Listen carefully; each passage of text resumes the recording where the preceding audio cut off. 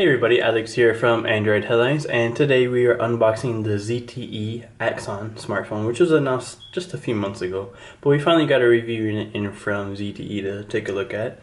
So this is going to be the 32GB version, obviously, because that's all they're selling with the Axon. As you might be able to see from the little window there, this is the blue version.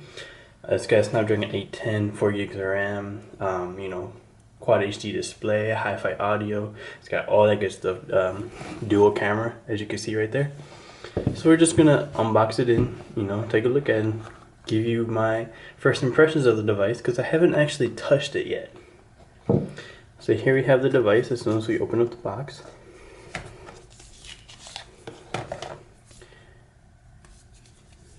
Now it is supposed to be aluminum, I believe. So we'll set that aside for now. And inside here we have all our paperwork. We have our micro USB cable right here. We also have our wall adapter. I'm not 100% sure if this supports quick charge, but it should, because it is a Qualcomm Snapdragon 810 processor inside. So the processor does support it. So we'll have to try that out and see if it does support it. And we have Jbl Headphones here, which ZTE recommends that you use the hi-fi audio with these headphones and not other ones, because it's specifically made for these headphones, obviously. And we also have some tips for those headphones. And last but not least, the SIM card ejection tool. So let's put all that stuff back inside and set that over there. So here we have our dual camera setup with our dual flash. Have our power button, our dedicated camera button down there, volume rocker on the left side. Up top is our headphone jack, as well as a microphone hole. On the bottom we have a micro USB port. And on the front is that beautiful Quad HD display. And we're just going to power it up real quick. Now this is ZTE's, it's really their first high-end flagship device for the US that wasn't just imported from China, like with the Nubia devices that we've seen recently. So it is nice to see a device made for the US that's high-end like this, and not a mid-ranger like the ZTE Z Max, which was still a great device, but we'd like to have flagship stuff from them. So as you can see here, it's running Android Lollipop. So we're gonna go ahead and hit that arrow, and we know there's no SIM card in there.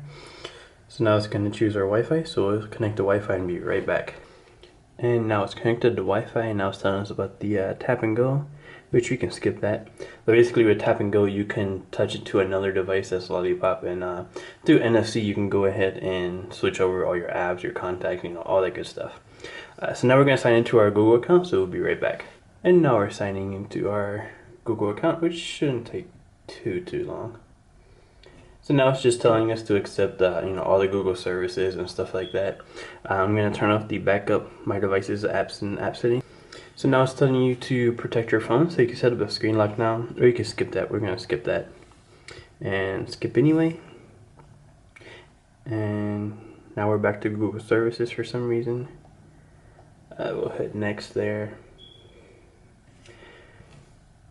So now it's just telling you how to add icons and widgets to your home screen here. This is a new UI from ZTE. It is still pretty much stock Android.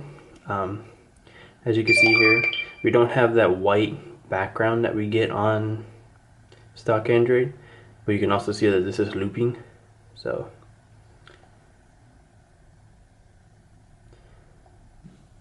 and here in settings you've got, it's pretty much stock Android here.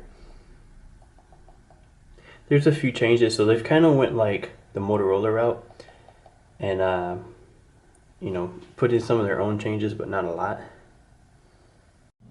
So far, first impressions of the ZTE Axon are pretty positive, actually. I've used a few ZTE devices in the past, namely the ZTE Z Max, as well as some of the ones that they've made for Boost Mobile that don't actually have ZTE branded on them. But this is a really nice device. I really like the display, but also the speaker grill down here is the triangle pattern, which you also see in the Axon branding here in the back. There you go. And you can also see it here in between the two cameras there. So the screen is really nice looking, I have to say. I also like how they went with the dots down here. I don't know how well you can see it on camera, but they have dots kind of like what OnePlus did with the OnePlus 2, where they went with the lines for the capacitive buttons. This way you can go ahead and map them however you want. Instead of having a back key that looks like a back key set for recents, you can actually be whatever you want.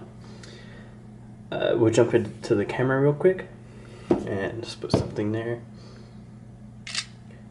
And the camera is really fast, which is nice to see. But yeah, so far I'm really liking this device. We're going to do a full review, so make sure you stay tuned to the site.